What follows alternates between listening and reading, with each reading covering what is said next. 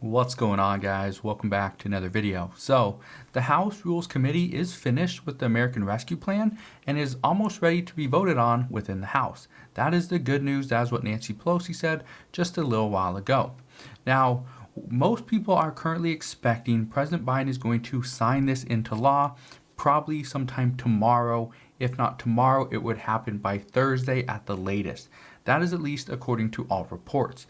This means that the $1,400 stimulus checks would most likely be arriving to your bank account if you get direct deposit. This could be being seen as late as later on next week. We also know that as long as this is signed this week, there will not be a lapse in unemployment benefits, which is going to be good. We also know vaccine funding will start flowing very quickly. There's been multiple reports there saying that as soon as this is signed, that is one of the priorities, is get the funding out for vaccine distribution as quickly as possible so that all of Americans can receive the vaccine if they want it. And the CDC and health experts are currently saying you need to get this done. And we know many schools are just waiting for their stimulus as well, for their relief, because right now schools are already considering opening up back up for in-person learning at full capacity. Yes, even though we do know that large gatherings and congregating, without masks, without social distancing, without, washing our hands, all that stuff, does lead to more, according to reports, it does lead to more, infections and a higher case count.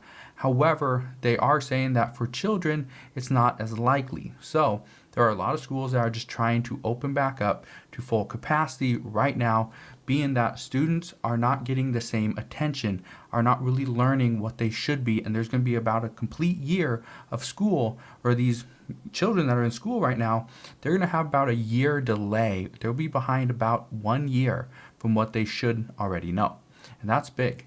So what I can tell you is that over the past couple of months, maybe a little bit longer, Democrats have been trying to do everything that they can to try to provide for those in need. Right now, the goal for Democrats was actually pretty simple. They stated this multiple times. The goal is to provide for low-income earners. That was their goal. And I think they did fairly well. The majority of this bill, I think they said like 70% of this bill goes to people that earn, I think, like $90,000 or below, which is great. In the last bill that former President Donald Trump did, the majority of that money actually went to higher income earners. And that had to do with a lot of the PPP funding and things like that. Obviously, tax breaks and things. And all that came, actually not from this $900 billion bill, but the CARES Act, the $2.4 trillion bill that we passed back in March of 2020, which is pretty much a year ago. So these reports also indicate that the jobs actually grew in 2020 for any person that makes over $20 per hour. But they also say that anybody earning less than $14 an hour had a much harder time in 2020, not only getting or keeping their job, not only getting paid, but they're also having a tough time in 2021 as well. Because right now, what companies are doing, and this isn't based off of a stimulus report or anything like that, based off of just my knowledge of business, what companies do is, in some cases, they will lay off some of the higher income earners, some of the biggest people, or some of the people that earn the most money at the company, because that is the quickest way to bring in some more cash, is to let go of the people that are taking the majority of your money. Well, what a lot of companies do is they don't let go of the CEOs and the executives and the managers. They don't do that. They let go of the littler guy, the people making $10, $15, $20 an hour, because then the managers will just fill that position with somebody else that's making a little bit less.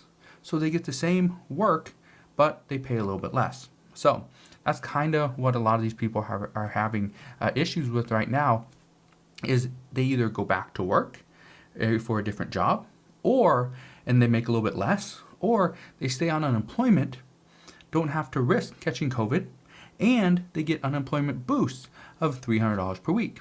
Well, that's what a lot of people are doing, and that's one of the reasons why getting the job market back to where it once was, according to many experts, is going to be an unthinkable task because right now it's going to be very difficult. And it's because of this that progressives are pushing to get more relief for those that are in the lower income earner category. They say that these $1,400 stimulus checks are great, but they're not enough. They want recurring stimulus checks. As to the amount, we just don't know as of right now. And they want the unemployment boost to go to $400 per week, not $300. Some are saying there is actual proof that $400 per week would bring people out of poverty quicker, and a big thing is they would be more likely to go back to work if they can recoup their savings a little bit faster.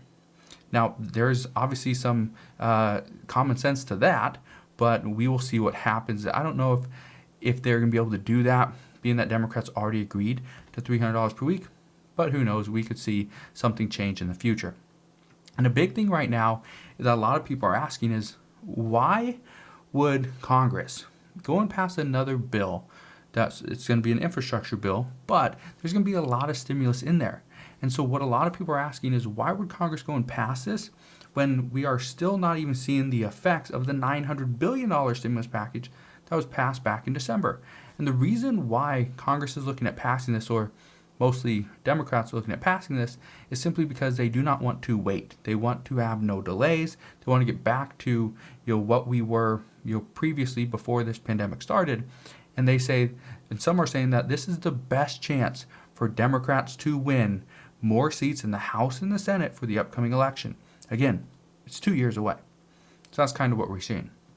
And progressives also say they want to push for $15 minimum wage because right now it's a $14 per hour, roughly $14 per hour is the turning point. That's where things really change for a worker.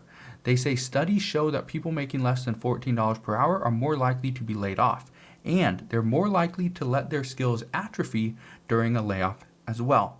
Now, simply put, what they're saying is when you are laid off, let's say you're a construction worker, right? Let's say you make $14 an hour. Perfect. I know many construction workers make a lot more than that, but let's say you make $14 an hour as a construction worker. Well, if you're laid off for 6 months, you're not swinging a hammer, you're not building, you're not framing, you're not putting on a roof, whatever. If you are laid off for 6 months, most likely your skills would be kind of drop. So you wouldn't be as good as you once were, which means, are you going to be hireable at the same level? In most cases, probably not. But most people are going to be like, well, I was making $14 an hour 6 months ago. I'm not going to work for $9.50. You got to pay me $14 or more, or I'm just going to stay on unemployment. That's kind of what we're seeing. So, and this is why some are saying that this is one of the big reasons why we have to provide student loan forgiveness. That student loan forgiveness has to be in this next stimulus package, or this infrastructure bill, or Build Back Better plan, or whatever you want to call it right now. But some are saying, and I said this yesterday, that centrist Democrats are going to get more in this bill than progressives, but reports lately state that progressives are pushing to get just as much in this next bill as in the $1.9 trillion stimulus package. And if this happens, we could see a push for monthly stimulus checks. I don't think it would pass, but we'll see a push for it. We will see a push for student loan forgiveness. I think this has a very good chance of passing unless Senator Joe Manchin is really opposed to the budget reconciliation, which at this point I believe he is. If that's the case, then there will probably be very few progressive priorities in this next bill. But at this point, we have to see how centrist Democrats, mainly Senator Joe Manchin, how they receive this infrastructure bill. Because if it's too much, if Republicans have no say in it, if we see progressives are pushing just priority after priority after priority that didn't get passed in this $1.9 trillion package, well, everything could change after that. And this is also where we are going to see the political game start once again. What we know is Democrats understand that the election is going to be huge in 2022. This is going to be big. And if they want to win this, they have to start now. It's the exact same thing with Republicans. Even though Republicans, there's some that would support this $1.9 trillion stimulus package, they are not going to do that at this point, because if they do, it's going to look bad on the Republican Party, not on that person, but on the entire party. And wondering, why aren't all you guys supporting the $1.9 trillion package when so-and-so and this person are? So what we know, and it's because of what many experts are saying, that many experts are predicting we will see Democrats address Social Security. This is a big thing. This is something that a lot of you guys have been asking. I know a lot of people out there are on Social Security benefits and wondering, why are we not being taken care of? Why do we only get a $1,400 stimulus check? And in some cases, nobody's telling people how to go and get this $1,400 stimulus check. Because if you are on Social Security, you get SSI, SSDI, whatever. The problem is, most cases, in probably almost every instance, you are not filing your income taxes. Okay, great. That's fine. You don't need to. But in order to get a stimulus check, the IRS has to know where to send you your money. Well, if you don't file taxes, how does the IRS know? Do you get your money on a card? Does it come to your bank account? How do you get your money? So if the IRS doesn't have record of you, they will not send you a stimulus check. And I think the IRS stated, I believe it was the end of last week, they stated that there's still over 8 million Americans that have yet to claim their $1,200 stimulus check. Their $1,200 stimulus check. That went out 11 months ago. So there should be no reason why there's still 8 million people that have not received their $1,200 stimulus check.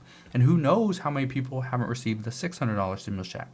So right now, what we are hearing is that we could see Democrats push to address Social Security in this infrastructure bill. We know they're going to address immigration. We know they're going to address, climate change. There's going to be a lot of stuff in here. I'm not going to ramble off a list of everything that's going to be in here because right now we're still getting reports as to what we could potentially see. But President Biden promised when he was campaigning that he wants to do a student loan forgiveness of up to $10,000, or I think he said up to $50 at that time. And then he also wants to do $200 per month for people on SSI and SSDI.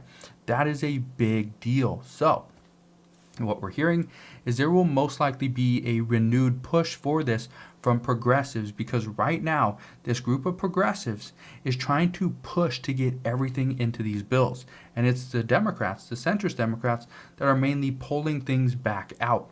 This is what happened with Joe Manchin. He pulled out exactly how many people were going to get the $1,400 stimulus checks. Many people are upset by that. And some people are even saying, and I've been reading all over Twitter, that some people are saying, I will never vote for a Democrat again. If that's the case, could we see just a huge sweep where Republicans in the 2022 elections come back and take back the Senate and win back the House? If this is the case, President Biden and the Biden administration is going to have a very difficult time trying to do anything after the 2022 elections. So, as of right now, there's a lot of talks going on about what we're going to potentially be seeing in the future. One of the things I'm waiting on right now is I'm waiting, and I'm going to do more videos on this as well, but I'm waiting on some more information as to, the PPP funding, waiting on more information on the child tax credits, what we could see there, waiting on more information from the $1,400 stimulus checks. Kind of already know what we're going to expect and everything like that, but there's always that chance where the IRS just screws things up again, sends your stimulus check to some other bank account, and then you got to wait weeks and weeks and weeks. So we'll see what happens there. But as I get more information, I promise I'll come back and keep you updated on everything that we're hearing. Just want to thank you guys for watching. Have a wonderful rest of your day. Consider subscribing so I can continue to keep you updated on everything that's going on. And I'll see you guys on the next one.